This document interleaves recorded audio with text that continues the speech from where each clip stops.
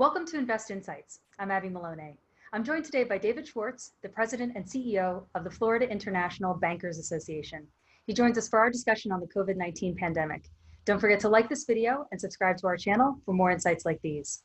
David, what has been the greatest pressures put upon the international banking community in light of COVID? Well, Abby, I think it's the same thing everybody else is facing. The first priority, of course, was the safety and health of our employees. Just as everybody did pretty much the week of March 16th, banks started working remotely. And that was to ensure, as I said, safety of our employees. In terms of the banking, working remotely, we're used to working remotely during our hurricane season. We have a hurricane come through, we lose power for a few days, we have business recovery plans or disaster recovery plans that allow us to keep our systems operating and work off-site. We're entering our third month of working remotely. Now, this requires a lot of technology, and perhaps not all employees had the type of equipment that would be adaptable to this type of situation, because of course, we are in an era of data protection, in particular for our customers.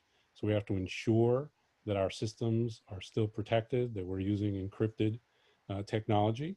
But of course, as this went on, banks were able to do that and provide that type of technology just as the schools did. And you saw the schools providing students technology. The banks did the same thing for their employees. So I think those were really the biggest challenges that the banks had to face. You mentioned data protection. I wonder, have you noticed an uptick of COVID-related fraud amongst the international banking community, people trying to take advantage of a very unclear and uncertain situation? Well, I think we've seen an increase in fraud across the entire banking spectrum. Criminals like to take advantage of uncertainty, of lack of clarity. We've seen it with the Paycheck Protection Program, that there has even been fraud in that area. There have been many requests, of course, for fraudulent transfers, because how do you validate it? How do you verify it? Perhaps you can't reach that customer, particularly in international banking. We have countries that have been shut down on restrictions much tighter than we're facing here. Colombia, for example, they couldn't leave their house for any reason. In Panama, they had an actual schedule of when people were allowed to leave. Men were allowed out on Tuesday and Thursday, and women on Monday, Wednesday, and Friday, but it was still limited, and you had to present your ID at all times. So that's a challenge in terms of fighting fraud. The monitoring systems are still working. The alerts are still triggering, but the question of validation became a challenge, as did the issue of cybercrime. We've run a couple of webinars on cybersecurity. We actually did one in English and one in Spanish for the region. And that was the big question.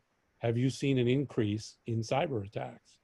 And the interesting answer to that is, we don't know, because cybercrime takes a much longer period to detect. It can be 6 months before you know that you've been hacked or you've had a breach. We're only, as I said, in our third month. So we will find out a little later down the road if there was an increase in incidents. You just mentioned that you hosted a webinar, and I know that the FIBA platform has conferences, certification programs, trainings. How have you transferred the platform to the virtual world? Well, a few years ago, FIBA actually installed a lot of technology in our training room. We were preparing for a digital world, for delivering over the internet, and the virtual platform had been already installed. The bigger challenge is really, particularly in the region we work in, Latin America, is getting the participants accustomed to having this virtual connection. For all of our courses, our certifications that we do, the in-person are the most successful in Latin America. They like to see and touch the instructor and be able to communicate and exchange directly. So it's been a bit of a challenge, but it's picking up. We actually had a webinar on virtual learning and on virtual conferences. And it was wide participation, a very important audience. And it was explaining to them, it's the same. The challenge is just getting used to being in front of a monitor and seeing your instructor, as opposed to seeing them in front of the classroom. You get the same benefits, you get the same content, you have the same interaction. And so I think it's starting to pick up more and more. And as a matter of fact, we have seen in this past month a tremendous increase in the number of participants for our online certification courses. And as we are now faced with reopening across the United States and into Latin America, what are your biggest concerns? Concerns, the same concern I've had from day one. We have guidelines. We have guidelines from the federal, state, and local level. We have the CDC. We have the World Health Organization. And they're not that complicated. It started with stay at home. If you do go out, use a mask. Use gloves. Be aware of your surroundings, social distancing.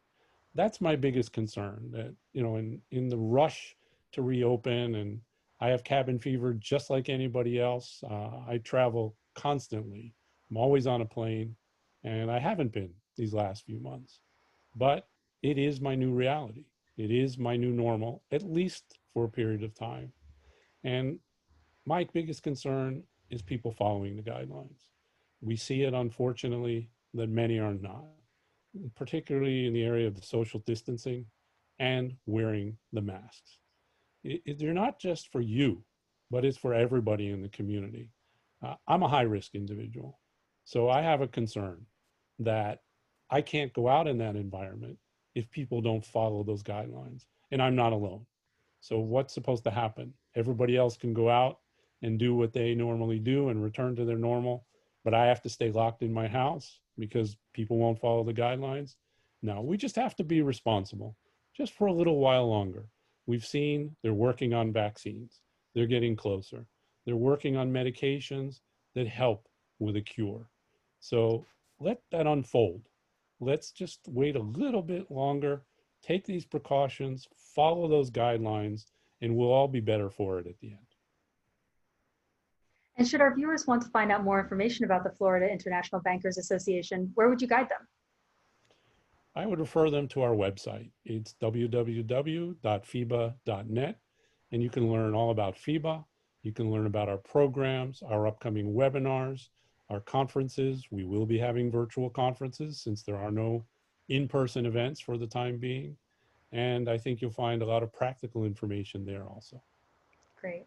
Well, thank you again. That was David Schwartz, the President and CEO of the Florida International Bankers Association.